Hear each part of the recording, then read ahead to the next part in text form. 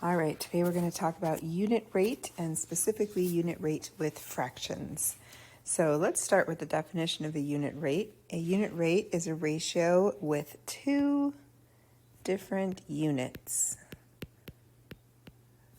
These are things you've heard of before, like miles per hour or dollars per gallon, that sort of thing. The denominator is 1, which means it literally means how much for one of something. How much does it cost per gallon? Or how many miles can you go in 1 hour? Let's do an example. If a car drives 84 miles on 3.5 gallons of gas, how many miles per gallon can it go?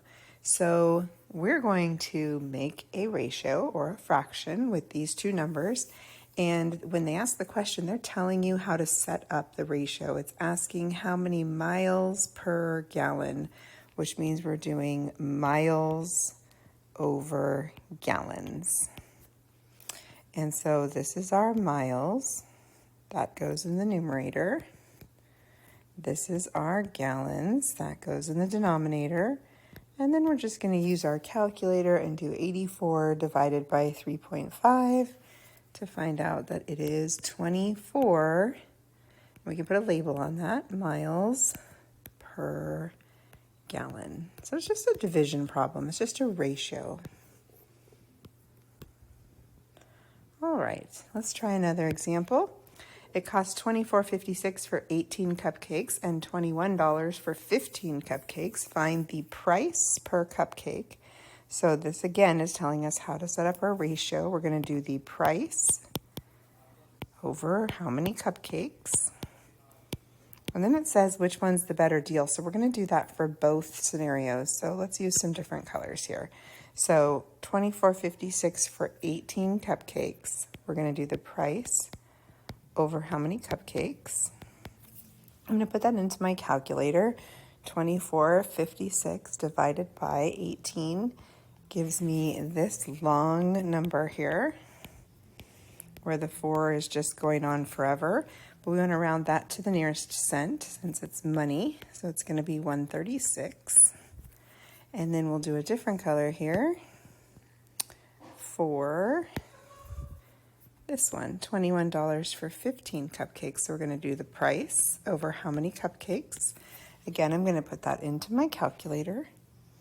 And I get 1.4.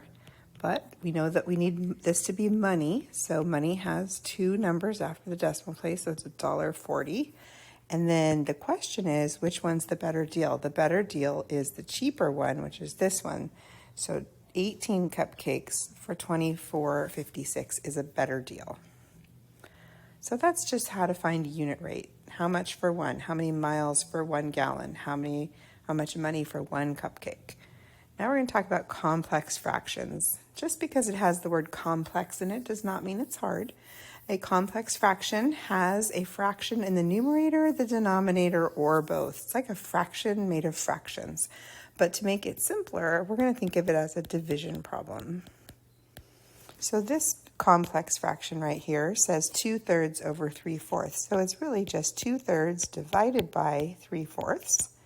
If you think back to your fraction days in elementary school, that's the same as taking the first fraction multiplied by the reciprocal of the second fraction. And anytime you can cross cancel, you should. There's not a place in this one. So we'll just multiply straight across to get 8/9. We cannot simplify it, so we're going to just leave it like that. This next example, we're going to want to change this one to an improper fraction. So it's going to be 3/2 over 5/6. Or 3/2 divided by 5/6, which is the same as 3/2 times 6/5. I can cross cancel right here to get, like 2 goes into 2 once, 2 goes into 6 3 times, so I get 9 over 5, which is a fine answer, or you can say 1 4/5. Either one of these I would accept as correct. The next one, we have 12 divided by this fraction. 2 2/3 is the same as 8/3. So 12 divided by 8/3, or like 12 over 1, right? Times the reciprocal. I can cross cancel with 4's here. 4 goes in twice, 4 goes in 3 times. I get 9/2 or 4.5. Either one of these I would accept as a right answer. All right, let's try one in a situation, or otherwise known as a word problem.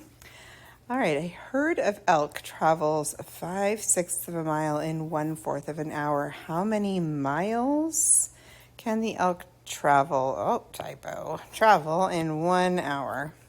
So we want to know how many miles per hour. So we're going to do miles over hours. So the miles is 5/6. That goes in the numerator. And the hours is 1/4. So we're going to do 5/6 divided by 1/4, which is the same as 5/6 times 4/1.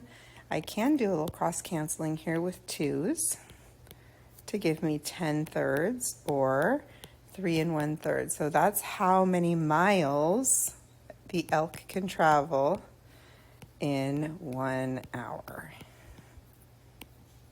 Probably say 3.5 if we're talking about miles, right? And the last example, JJ can run 6 miles in 50 minutes. At this rate, how many miles can he run in 1 hour? So we want to do miles over hours. But they didn't give us hours, they gave us minutes. So let's think about how many hours or what part of an hour 50 minutes is.